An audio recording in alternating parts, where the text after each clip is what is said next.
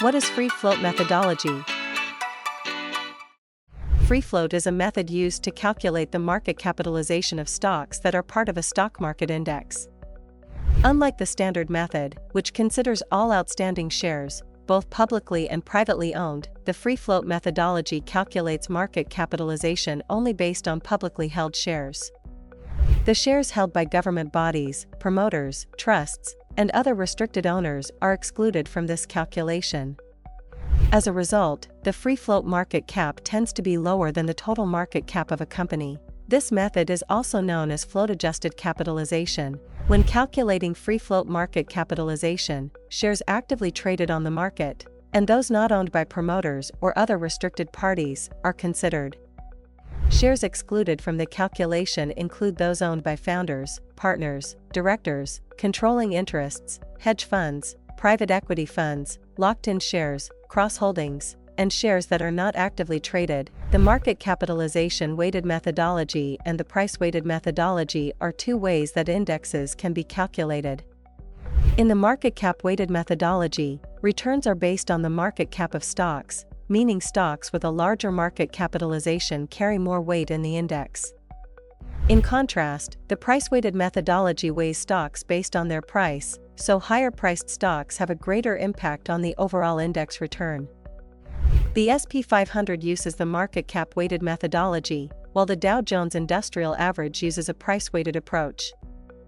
From an investor's perspective, free float methodology can help identify stocks with larger free floats, which typically experience lower price volatility. Free float stocks are actively traded, making it easier for investors to buy and sell shares without significantly affecting the market price. This method also reduces the influence of promoters and large stakeholders, giving retail investors more voting power and influence in the company's decision-making. The relationship between market volatility and free float is inverse. Higher free float typically means lower volatility, as these shares are more liquid and less susceptible to market manipulation.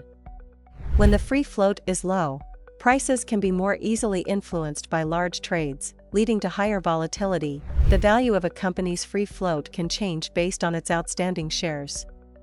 A company can increase its free float by issuing more shares or converting restricted shares to unrestricted ones, while it can decrease its free float through actions like stock buybacks or reverse stock splits. The advantages of the free float methodology include a more accurate reflection of market sentiment, as it excludes the influence of large, restricted shareholders.